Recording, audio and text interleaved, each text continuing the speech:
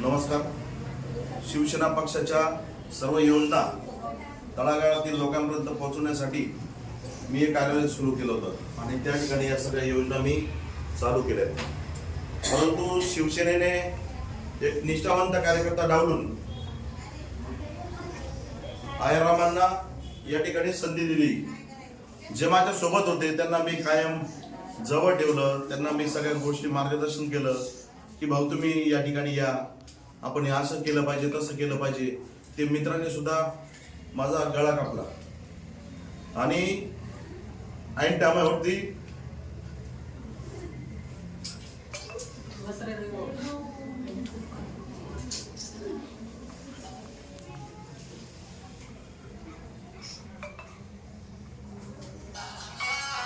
हे जे लोक आलेले हे माझ्यासाठी झालेले आहेत. तुम्ही यांच्या प्रतिक्रिया घेऊ शकता.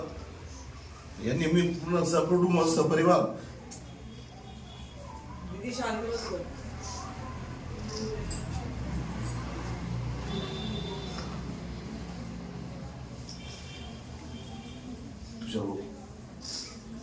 त्यांच्या प्रतिक्रिया. मावशी काय सांगणार तुम्ही? रवी भाऊंनी लाडकी बहीण योजना असतील, अनेक योजना असतील तुमच्यापर्यंत पोहोचवल्या, पक्षाने त्यांना उमेदवारी नाकारली, काय सांगणार? द्यायला पाहिजे, चुकीचं हे केलं त्यांनी. भाऊनी की तुम्ही चुकीचं केलं त्यांनी, खूप चुकीचं. लाडक्या बहिणीच्या सगळ्या योजना, लाडक्या बहिणीच्या सगळ्या म्हणजे सुकन्या योजनापासून ते ज्येष्ठ नागरिकांसाठी सगळ्यांसाठी हे धावून आलेले आणि घरोघरी जाऊन त्यांनी सगळ्यांना सांगून या योजना त्यांनी चालू केल्या. नाही लेडीज येतात तरी त्यांना सांगितलं की तुम्ही या, योजना आहे तुमच्यासाठी, मी काहीतरी करतो. पण हे चुकीचं गेलेलं आहे. आयारामांना उमेदवारी दिल्याचं या ठिकाणी दिसतंय. कोणाला? आयारामांना जे पक्षामध्ये पहिल्यापासून ऍक्टिव्ह नव्हते त्यांना या ठिकाणी पक्षाने उमेदवारी दिली, काय सांगणार? नाही, हे चुकीचं आहे. ते त्यांना द्यायला, ज्यांनी कामं केले त्यांना द्या. लाडक्या बहिणीचं फक्त एकनाथ शिंदेमुळे आम्ही यांच्या पाठीशी उभे होतो. एकनाथ शिंदेने आम्हाला सांगितलं म्हणून आम्ही उभे होतो. ताई काय सांगणार तुम्ही? ताई भावनी की तुम्ही काय सांगणार? रवी देवरे यांना उमेदवारी नाकारली पक्षाने, काय सांगणार? शब्दच नाही बोलायला, काय बोलणार त्यांनी, एवढे कामं केले. त्यांना कामं नाही केली, त्यांना द्यायलाच नाही पाहिजे. ज्यांचे आम्ही कधी चेहरेच बघितले नव्हते, हे दिवस रात्र फिरायचे आमच्यासाठी.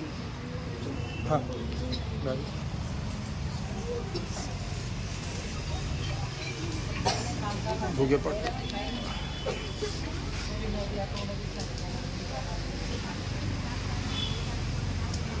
ताई काय सांगणार तुम्ही? उमेदवारी नाकारली पक्षाने रवी देवरे यांना. चुकीचं केलंय त्यांनी. रवी भाऊंना मिळायलाच पाहिजे होती उमेदवारी. त्यांनी लाडक्या बहिणींसाठी जे कार्य केले सगळ्या समाजाने बघितलंय, त्यांनी खूप चुकीचं काम केलेलं आहे. आणि रवी भाऊंच्या मागे आमचा पाठिंबा होता आणि राहणारच. पण बाकी आम्ही मतदान देऊ त्यांना असं आम्हाला वाटत नाही. ताई भावनिका, तुम्ही पक्षामध्ये तुम्ही ग्राउंड लेवलला काम करायचे, लाडकी बहीण योजना असतील, शासनाच्या अनेक योजना आपण घरोघरी पोहोचवल्या, पक्षाने ऐन वेळी आपली उमेदवारी नाकारली आहे, काय सांगणार? आता तुम्ही बघताय भाऊ, आपण शासनाच्या अनेक योजना तळागाळातल्या लोकांपर्यंत, बहिणी असतील, लाडक्या बहिणी असतील, लेक लाडकी योजना असेल, ज्येष्ठ नागरिकांसाठी योजना असेल, युवा युवतींसाठी योजना असेल, वयश्री योजना असेल, दिव्यांग अपंगांसाठी योजना असेल, अशा अनेक योजना आम्ही आमच्या जनसंपर्क कार्यालयात राबवल्या. आणि तुम्ही प्रत्येक वेळेस पत्रकार बंधू आमच्या सोबत आहेत. आता तुम्ही पण बघता की आम्ही सगळ्यांपर्यंत महिलांचं व्हेरिफिकेशन असेल, त्यांचं मेडिकलपासून त्यांच्या गोळ्या औषध असतील, त्यांचे मेडिकल कार्ड असतील, बांधकाम कार्ड असतील, अशा अनेक योजना आम्ही या ऑफिसमध्ये राबवल्या. आणि असंख्य महिला, प्रभाग 10 मधल्या असंख्य महिला असतील, ज्येष्ठ महिला असतील, ज्येष्ठ नागरिक असतील, युवा युवती असतील, हे सगळे येऊन इथं फॉर्म भरून गेलेले आणि त्यांना योजनेचा लाभ पण भेटलेला आहे. भाऊ तुम्ही एकटेच नाही की तुमच्यावरती पक्षाने अन्याय केला असल्या. प्रभाग क्रमांक 9 मध्ये कल्पेश कांडेकर सुद्धा पक्ष संघटना मजबूत करण्यासाठी पहिल्यापासून पक्षाबरोबर होते, त्यांची सुद्धा उमेदवारी ही कॅन्सल केलेली आहे, त्याबद्दल काय सांगणार? एकनाथ शिंदे साहेब हे खरंच चांगले आहेत, त्याच्याबरोबर जे नेते आहेत ते नेते सुद्धा चांगले आहेत, परंतु प्रभागातील जे लोक असतील त्या लोकांच्या मनामध्ये काहीतरी आमच्याबद्दल वाईट भूमिका असेल, वाईट काहीतरी असेल म्हणून त्यांनी एक मिटिंग घेतली आणि नवीन चेहऱ्याला संधी दिली.